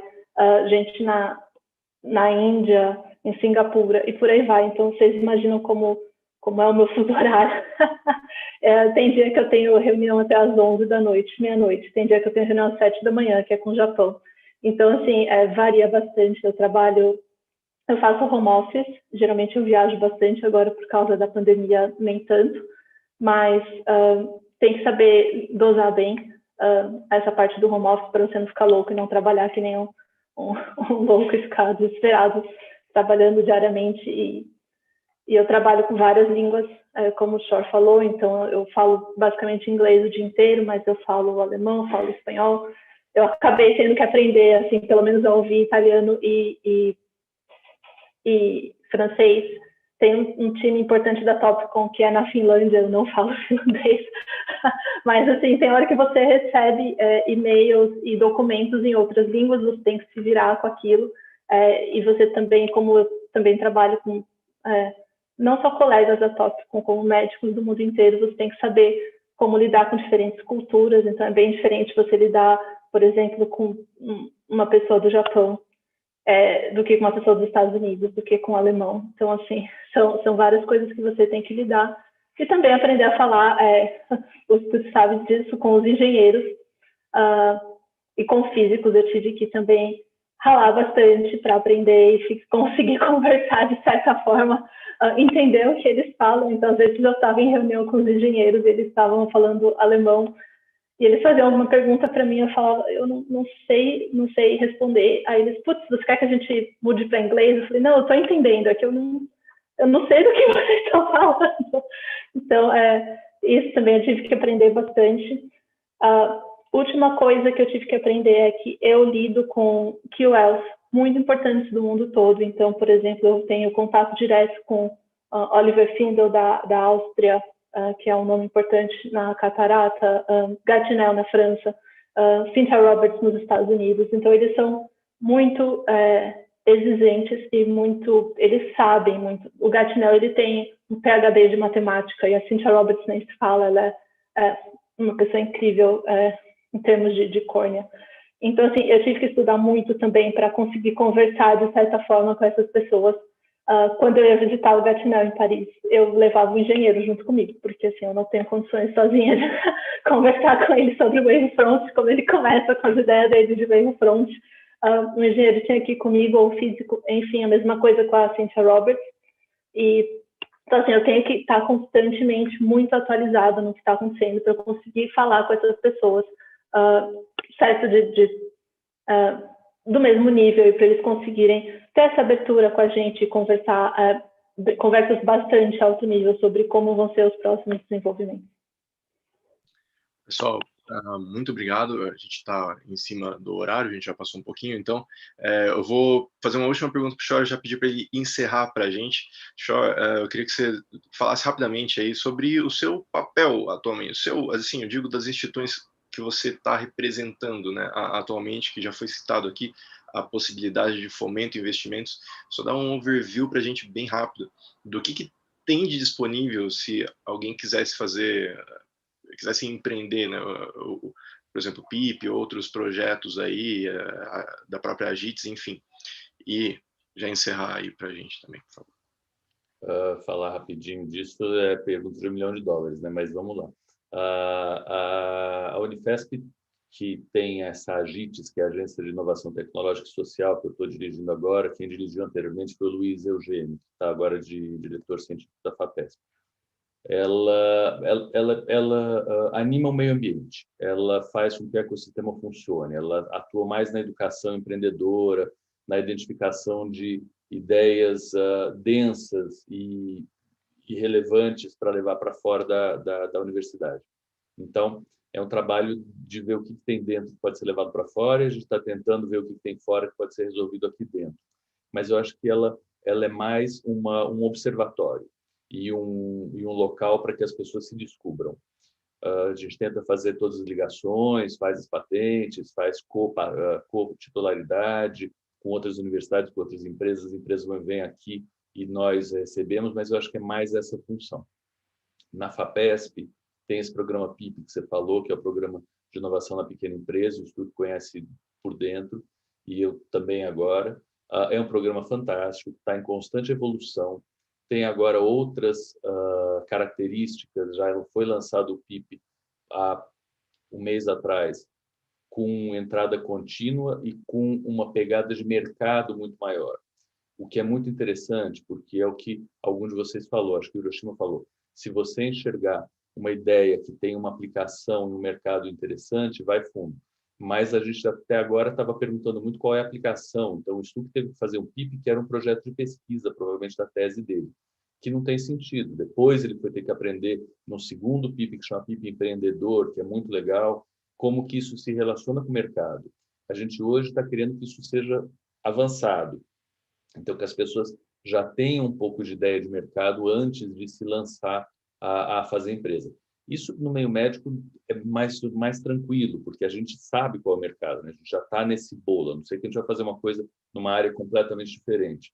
Mas nas ciências duras, na hard science, não é assim. Os físicos têm ideias e acham que a ideia dele é o filho dele e é a coisa mais importante do mundo.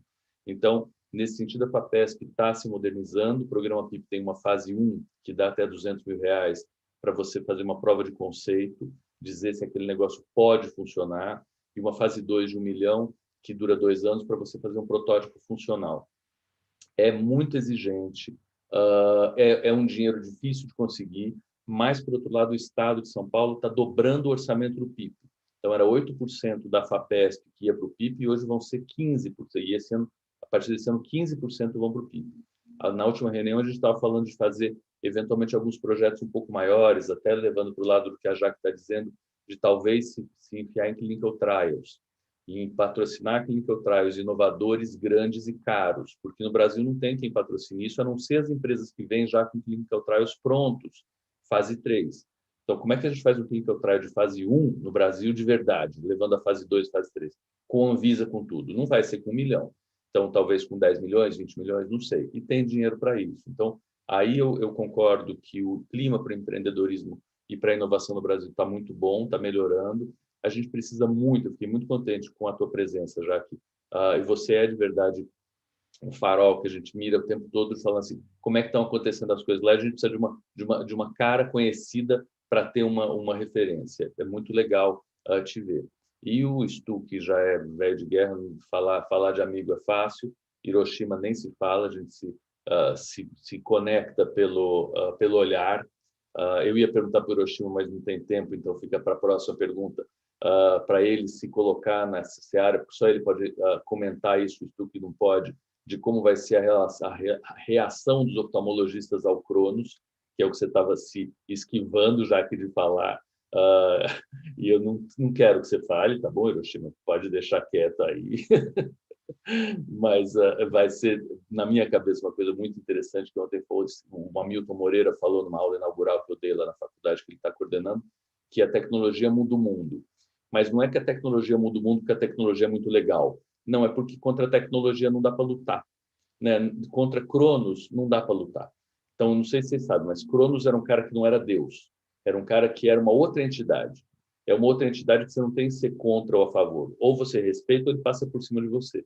Então, o nome do aparelho, o contexto no qual a gente está discutindo isso aqui, me parece ser muito interessante. Não acho que eu acho que é uma energia absurda despendida contra, mas eu sempre achei isso. Não adianta eu achar só isso.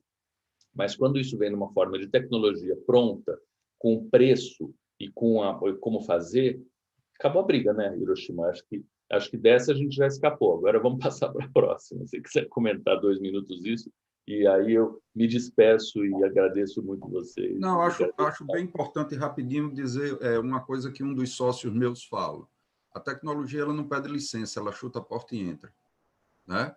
Então, eu acho que isso não tem o que se discutir, né? O tempo é que prova. E uma das frases mais interessantes que eu escutei no final de 2019 foi a seguinte: o médico que não se adaptar à tecnologia merece.